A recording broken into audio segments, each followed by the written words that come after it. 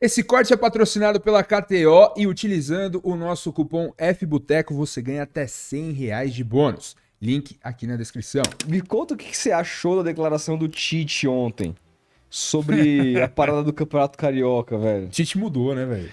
Tite mudou, velho, pra O que pior, você viu? achou? Eu até gravei Eu um acho. vídeo aqui falando sobre isso hoje e tal. Queria saber a sua opinião.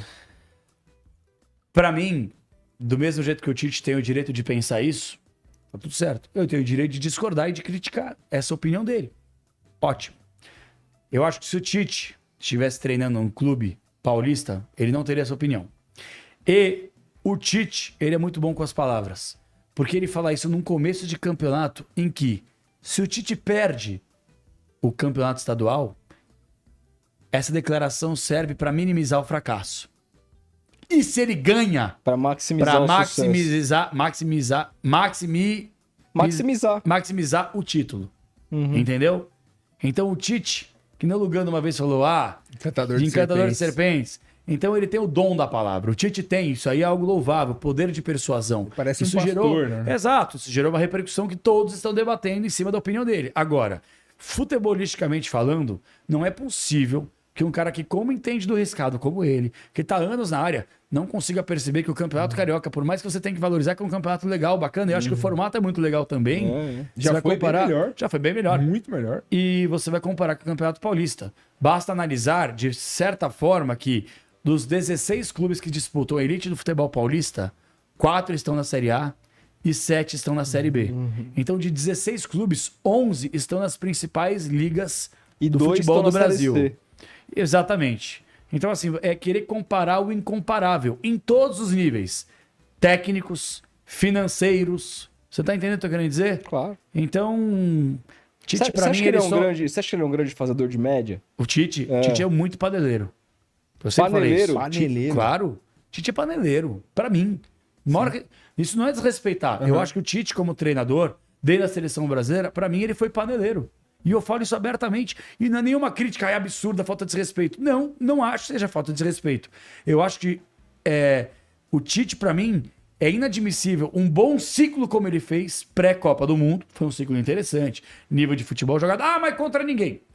Contra ninguém está jogando também para muita gente. Estamos tomando cacete aí. Empata com Venezuela, perde do Uruguai, toma um pau da Argentina, entendeu? De novo em casa, e aí? Mas é inadmissível o Tite ter ido para uma última Copa do Mundo dele nesse segundo ciclo e ter improvisado jogadores numa competição de 7 jogos se você chegar numa final. Ele improvisou jogadores nas 2 laterais em uma competição de 7 jogos. Ele levou jogadores que não tinham a menor condição de estar lá. Ele levou o Daniel Alves, por exemplo, não que não tenha condições que sempre mostrou. E vamos lembrar, foi antes da gente saber o que a gente sabe do Daniel. Uma questão futebolística. Esquece, exatamente. É. Mas o Tite, ele foi um cara extremamente incoerente com as convicções dele. Incoerente. O Tite, quando era treinador do Corinthians, ele reclamava que o time dele era constantemente, ele perdia jogadores convocados para a seleção brasileira. E ele participou do movimento que pediu a saída do Marco Paulo Del Nero. Primeira coisa que ele fez. Primeira quando coisa que entrou, ele fez, vai lá, dá um beijinho no Marco Paulo Del Porra. Nero, agradece, abraça. O que você esperava? Que o Tite desse soco na cara dele? Não. Mas que seguisse com a coerência dele. Entendeu? E ele reclamava de algo que ele passou a fazer constantemente. Mas ele tem que pensar na seleção. Mas peraí, quando ele estava no Corinthians, ele tinha que pensar no Corinthians. Agora ele tem que pensar só na seleção. É incoerência. É, e pra mim o egoísmo Tite, também. e para mim o Tite, cara, ele deixou de dar oportunidades para muitos atletas que mereciam nos 2 ciclos de Copa do Mundo. Por quê? Porque ele quis fazer a família Tite. E isso, pra mim, fazer a família, independentemente da profissão, do segmento, do futebol, no jornalismo, na medicina, não importa. É panela. Então, pra mim, ele foi paneleiro, principalmente no segundo ciclo de Copa do Mundo. Ponto. E outra coisa, Dudu tá? poderia ter ido. Entre outros atletas. E só pra poder fechar, o Tite é aquele bom aluno que estuda pra caramba, que presta atenção na aula, mas que na hora da prova final, pra passar de ano, reprova. Foi assim o Tite na seleção brasileira nos 2 ciclos de Copa do Mundo. Ótimas eliminatórias, ótimo trabalho, grandes números. Ali, chega na Copa onde você não pode errar, plum, você erra. Mas os jogadores têm culpa? Sem dúvida alguma tem culpa. Sim. Mas os jogadores que são muitas vezes convocados e colocados repetidamente por teimosia por ele, pelo treinador que coloca. Você acha que ele ainda é o melhor técnico brasileiro? Pode ser. Por mais que eu tenha colocado todas essas críticas em cima dele, O futebol hoje, não que a tática não seja importante. Indiscutivelmente a tática é importante. Tanto que os bons treinadores da nova geração estão mostrando isso aí. Entendeu? De muitos estudos, de muita tática, de muita ideia. Só que o futebol hoje, principalmente, é oratória. Se você tem um bom discurso dentro do vestiário, para os caras abraçarem a sua ideia, a coisa muda de figura. Vou dar um exemplo bem imbecil aqui. Fernando Diniz. Fernando Diniz sempre foi taxado de treinador maluco, com aquele estilo de jogo, etc e tal. Os jogadores do Fluminense, que eram taxados de velhos, eram 8 jogadores acima de 30 anos. Que não vai dar em nada e tal. Os caras abraçaram a ideia do treinador, o jeito do treinador, que cometeu erros no passado, como qualquer profissional, do perninha, do mascaradinho e tal, mas passou a evoluir muitas vezes com esse tipo de relação frustrante. E ele passou a aprender com essas frustrações e não à toa ele conseguiu ter e ser abraçado por esse grupo do Fluminense. Então, por exemplo, o Abel Ferreira. O Abel Ferreira é o melhor tático do mundo? Não. Não. É um baita treinador, conhece de tática, conhece de futebol, é estudioso, óbvio. Mas eles têm um jogador aqui, ó. Jogadores com fome. Cara, os jogadores têm fome. E eu falo com jogadores do Palmeiras alguns, por exemplo, o Rony. Sim. O Rony já me falou maravilhas desse cara em relação a vestiário. Por quê? Porque o Abel tem uma coisa que ele fala e ele tem razão. O Abel, ele, acima do jogador, ele humaniza o atleta. O Palmeiras, para quem não sabe, isso é uma informação importante. O Palmeiras tem um sistema que monitora o sono do atleta. Monitora. Sabe, tipo, que horas que o cara foi dormir, se ele acordou durante a noite, por que ele acordou, o que ele fez. E aí o Abel, com todo o staff, os psicólogos, os dirigentes, chega pro jogador e fala, ó, você tá dormindo bem? Porque aqui você teve 4, 5 aqui, despertares, então durante a noite, e aí?